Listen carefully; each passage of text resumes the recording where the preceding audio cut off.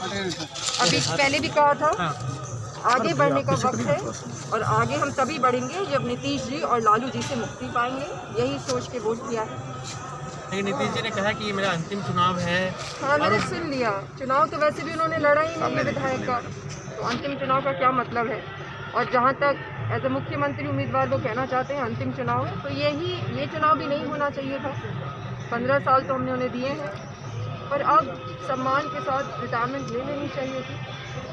आप भी चुनाव आप अपने लिए क्या देख रही है इस चुनाव? मैं अपने लिए वही देख रही हूँ जो मैं बिहार के लिए देख रही हूँ। मैं यहाँ पे आई हूँ बिहार को आगे लेके जाने के लिए, और बिहार में जो हालत है वो बहुत ही ख़राब है, तो अब आगे बढ़ने का वक्त। आपने अपना जो रोड मैप या प्लान रखा है, आपको लगता है कि आपको उसमें जनता का समर्थन इस बार मिल रहा है, या फिर आपके लिए ये ट्रायल है, आप आगे भी लड़ेंगे?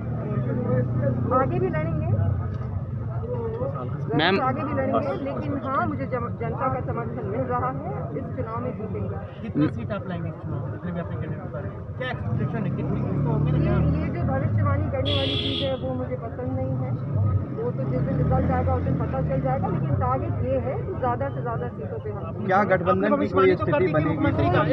आपने भविष्यवाणी तो की थी ना अपने आप को लेकर कि आप मुख्यमंत्री होंगे। नहीं, मैंने ये नहीं कहा था कि मैं मुख्यमंत्री। आपने डिक्लेयर तो किया था ना अपने आप को एज मुख्यमंत्री कैंडिडेट। थोड़ा आराम से भी बात कर सकते हैं, पढ़े लिखे लोगों के जैसे भी बात करते हैं। बिल्कुल पढ़े लिखे से बात है, तो वही तो मैं बोल रहा हूँ आपसे कि आपने अपने आप को मुख्यमंत्री कैंडिडेट डिक्लेयर किया। कैंडिडेट डिक्लेयर करना वो भी तो भविष्यवाणी ही हुआ ना। नहीं, वो भविष्यवाणी नहीं होती। जब हम चुनाव लड़ते हैं, जब हम उम्मीदवार होते हैं, तो भविष्यवाणी नहीं होती है, हम उम्मीदवार होते हैं। भविष्यवाणी अगर आपको सुननी है तो मैं ये कह रही हूँ कि हम ही जीतेंगे और हम सरकार बनाएंगे और कोई गठबंधन का। लेकिन आप बिल्कुल नए तरीके से आपने कदम रखा है, बिल्कुल एक नए स्टाइल में रखा है। इसको करने के पीछे का आपका मकसद क्या है? बिहार में जो व्यवस्था है बहुत ही खराब है।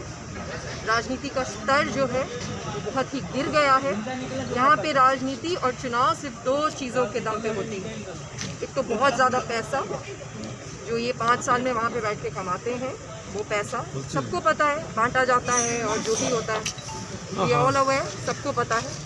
और दूसरा, लोगों को लड़ा के, अलग अलग समुदाय के लोगों को लड़ा के लोगों को पिछड़ा रखते हैं।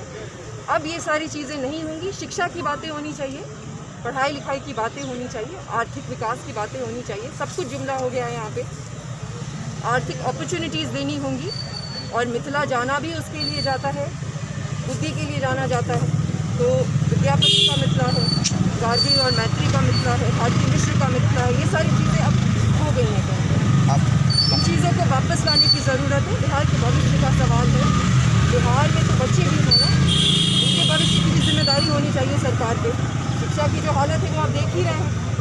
तो अब इन चीज़ों पे बात करने के लिए यहाँ पे आई हूँ और इन्हीं चीज़ों पे लेकिन बात। एक चीज़ है कि इस बार एजेंडा सेट करने की अलग कोशिश हुई, रोजगार और खासकर नौकरियों को लेकर के चर्चा हुई। तेजस्वी ने 10 लाख नौकरी एक कलम से देने की बात कही, 19 लाख नौकरी की बात बीजेपी ने कही, आपने भी नौकरियों की बात कही। तो क्या लगता नहीं कि बदला है बिहार? मैंने ही नौकरियों की बात शुरू की थी।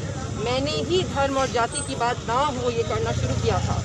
जब प्लूरल्स का नाम का ही वही मतलब होता है कि हर धर्म और हर जाति के लोग साथ में शासन करेंगे, और अब वही होगा बिहार में। बिहार ही रहेगा।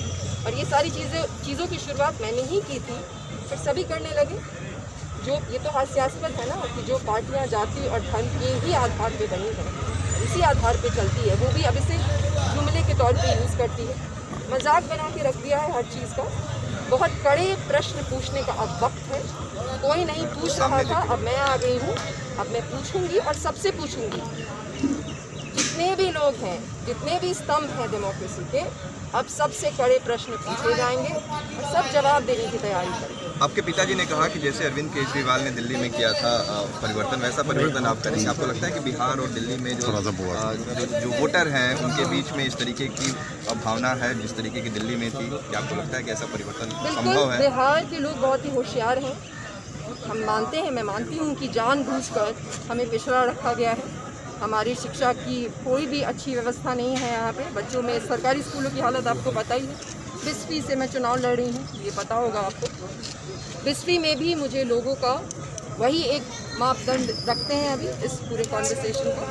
तो वहाँ पे भी जो भी सभी लोग हैं अलग अलग लोग हैं, हेट्रोजेनिटी है, ये भी पता होगा हमारे यहाँ हेट्रोजेनिटी, और वो हमारा सबसे बड़ा स्ट्रेंथ है।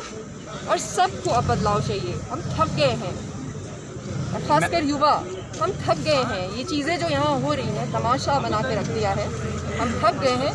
सभी समुदायों को बदलाव चाहिए, सभी वर्ग के लोगों को बदलाव चाहिए, सबको नौकरियाँ चाहिए, बेहतर ज़िंदगी चाहिए।